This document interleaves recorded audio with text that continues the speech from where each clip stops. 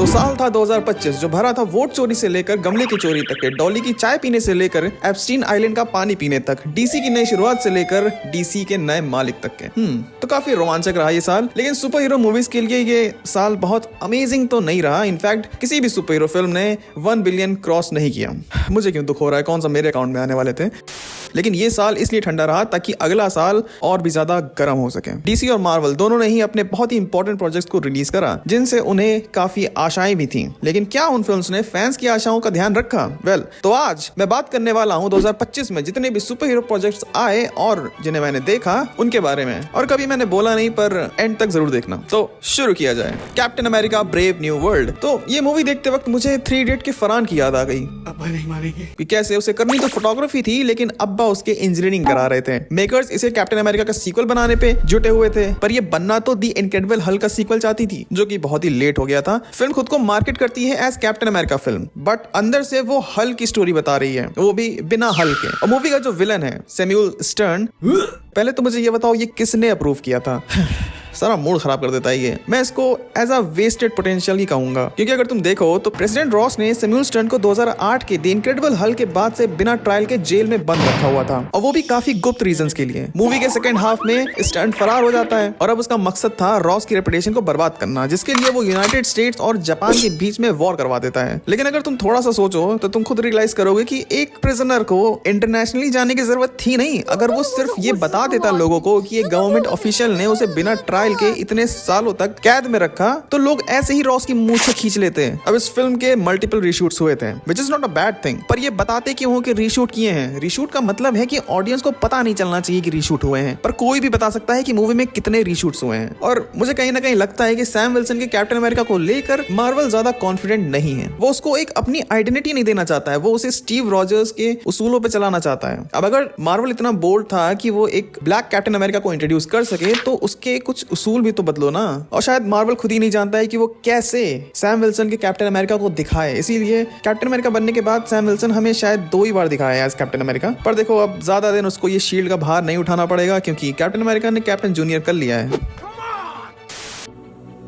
Thunderbolts. तो Thunderbolts वो करती है जो सुसाइड स्क्वाड 9 साल पहले कर चुकी थी, पर क्योंकि वो डीसीयू की फिल्म थी तो किसी को उसकी नहीं पड़ी हुई है। इस मूवी का first half I actually enjoyed more than it's second half. मतलब क्लाइमैक्स थोड़ा सा अंडरवेलमिंग रह गया। इट्स लाइक कि 2025 फॉर वीर कपाड़िया।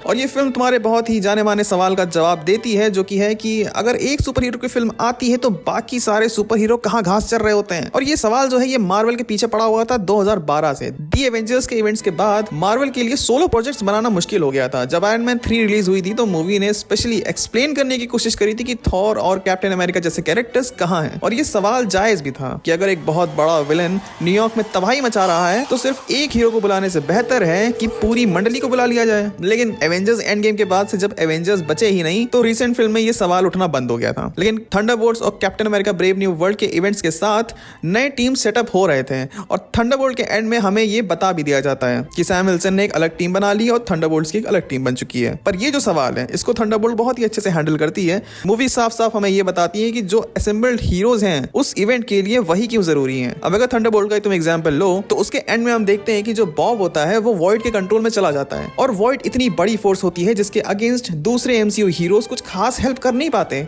अब अगर मान लो कि थंडरबोल्ट के क्लाइमैक्स में कैप्टन अमेरिका, कैप्टन मार्वल या थॉर अपीयर करते, तो वो भी तो वॉइड में खींचे चले जाते ना, और थॉर फिर से कुछ खो बैठता। मूवी यही दिखाती है कि बॉब को फ्रेंडशिप, केयर और सपोर्ट देकर ही हीरोज ने उसे न्यूयॉर्क को डिस्ट्रॉय करने से रोका था, जो कि मूवी फर्स्ट हाफ में एस्टैब्लिश भी कर देती है। और इट मेक सेंस ना कि अगर तुम्हारे घर में नल खराब है तो तुम प्लम्बर को ही तो बुलाओगे ना, डॉक्टर को थोड़ी ना बुलाओगे। एंड लाइक आई सेड, मुझे मूवी अच्छी लगी, बस एंड में जो नामकरण किया था ना, इससे मैं थोड़ा अग्री नहीं करता हूँ। इट्स लाइक अरावरी हिल्स को अदानी हिल्स का नाम दे देना।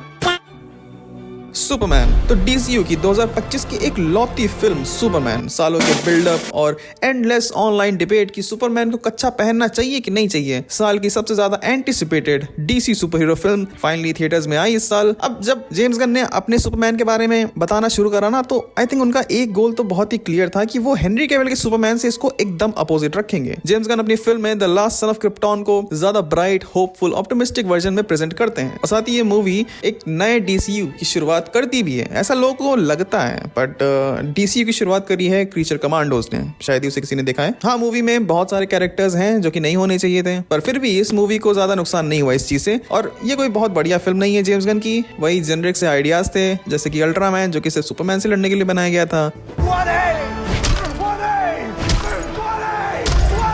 जोराइल ने क्लार्क को अर्थ पे भेजा ही क्यों, ये अभी भी कंट्रोवर्सी बनी हुई है। बट फिर भी अगर ओवरऑल देखा जाए तो सुपरमैन डीसीयू के लिए एक सक्सेसफुल बिगनिंग रही और साल के एंड तक के डीसी की highest crossing super hero movie बन गई, क्योंकि वो फिल्म एक लौती थी जो इस साल रिलीज हुई है। रेस में अकेले भागोगे तो जीतोगे तो है ही ना। लेकिन अब देखो आगे क्या होगा, ये तो सब नेटफ्लिक्स के ही हाथ में है।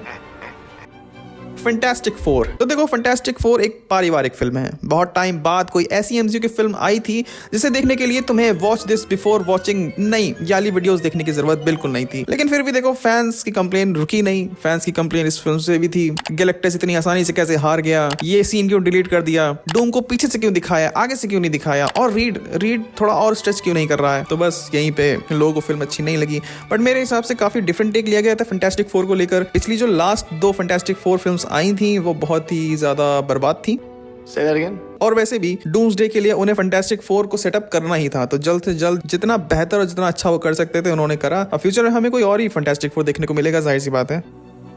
पीसमेकर, तो जितने भी शोज मैंने देखे इस साल मुझे सबसे ज्यादा रिलेटेबल पीसमेकर लगा। You know, somehow it connected with me, क्योंकि अक्सर मैं ऐसा सोचता हूँ कि व्हाट इफ जिन फैमिली मेंबर्स को मैंने खोया है अगर आज वो होते तो क्या चीजें बेहतर होती। ये सवाल मैंने अनगिनत बार खुद से पूछा होगा और ये शो उसी सवाल का जवाब देता है। हम अक्सर किसी ऐसी रियलिटी के बारे में सोचते हैं जहाँ सब कुछ बेहतर होगा, जहाँ हमें कभी कोई अपना छोड़ के नहीं गया होगा, हम सबके गुड बुक्स में होंगे, पर क्या पता वहाँ के हालात यहाँ से भी बदतर हों। और यही होता है क्रिस के साथ। बाय चांस उसको एक ऐसी दुनिया मिल जाती है जहां उसका छोटा भाई जिंदा होता है, उसका बाप उसे मारता नहीं है और दुनिया भी उसे पसंद करती है, लेकिन वो दुनिया बर्बाद थी। क्रिस के वहां आने से पहले भी वो बर्बाद थी। शो काफी बढ़िया है, बस 8 एपिसोड की बजाय सिर्फ 7 एपिसोड होते तो ज्यादा बेहतर था। मतलब फिनाले में कोई इतना डिसअपॉइंट कैसे कर सकता है। अब तो सोचता हूँ पीछे से देखना शुरू करना चाहिए था।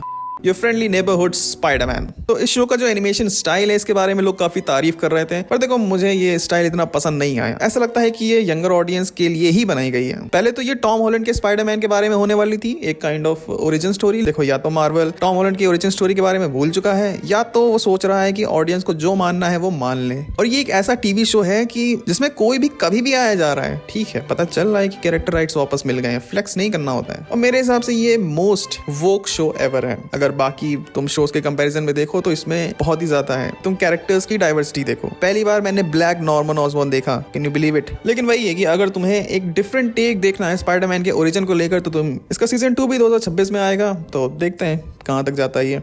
डेयरडेविल बॉर्न अगेन, तो अब मैं तुम्हें बताता हूँ डेयरडेविल बॉर्न अगेन के बारे में कि डेयरडेविल को वापस पैदा होने की क्यों जरूरत पड़ी, क्योंकि ऑडियंस चाहती थी और किस लिए। लेकिन it was a good comeback. और मुझे सबसे अच्छी बात तो ये लगती है कि देखो शो के हिसाब से कैरेक्टर्स की टोन बदल जाती है। जो भी जेनिफर और मैट के बीच में हुआ उसके बारे में किसी ने कुछ भी नहीं बोला, जैसे कि वो कभी हुआ ही नहीं था। अगर तुम्हें इसका कुछ करना नहीं था तो दिखाया क्यों था शी हल्क में, ऑडियंस का मूड खराब करने के लिए। तो अब इस वीडियो का कंटेंट खत्म हो चुका है। अब जो भी मैं बोलूंगा वो सब अनस्क्रिप्टेड होगा mostly. So it's the end of 2025। अब साल खत्म होते होते अक्सर हम ऐसा सोचते हैं कि ये साल कितने जोश और कितने उमंग से शुरू हुआ था, हमने अपने लाइफ गोल्स पे काम करना शुरू करा था, पर अब जब ये साल खत्म हो रहा है तो शायद वो पूरे नहीं हो पाए। हम जहाँ पहुँचना चाहते थे वहाँ नहीं पहुँच पाए। मेरा ऐसा मानना है कि कोई बात नहीं, ताजमहल एक दिन में नहीं बना था, इट टेक्स टाइम। किसी ने मुझसे कहा था कि ये दुनिया स्ट्रगलर्स की दुनिया है। अब तुम इसको गलत सेंस में ले लो कि नहीं हम स्ट्रगल करने के लिए नहीं बने हैं, ये तो बस इंसानों ने बना दिया। हर कोई अपने अपने लेवल पर तो स्ट्रगल कर ही रहा है ना, मेहनत कर रहा है, बस लेवल ही तो बदलते हैं। मेहनत तो सभी को करनी पड़ती है। किसी का भी एग्जाम्पल ले लो तुम, like Shahrukh Khan, Elon Musk, Rekha Gupta, नहीं खैर वो तो कोई भी काम नहीं कर रही है। द पॉइंट इज इतने सक्सेसफुल होने के बाद भी वो आज काम कर रहे हैं, क्यों? तो इससे मुझे याद आता है कि जो सोचा था वो पूरा ना हो सका, जो चाहा था वो हाथ ना आ सका, पर इसका मतलब हारे थोड़ी। हार तो उनकी होती है जो रुक जाते हैं। चलने वालों के सपने कभी ज़ाया नहीं जाते। जो रह गया वो कल पूरा होगा। सपने अधूरे हैं, तुम नहीं, थोड़ा सब्र कर लो। साल क्या ज़माना तुम्हारा होगा। तो बस यही कहना था मुझे। और मैं तो अपना न्यू ईयर स्ट्रेंजर थिंग्स देखते हुए बिताऊंगा, क्योंकि पार्टीज़ में जाता नहीं। खुद ही पैसे दे के खुद ही नाचने का कॉन्सेप्ट मुझे समझ नहीं आता है। बाकी तुम लोग बताओ कि तुम कैसे अपना न्यू ईयर बिताने वाले हो कमेंट सेक्शन में। अब मैं मिलूंगा तुमसे किसी और वीडियो में अगले साल, तब तक के लिए बाय।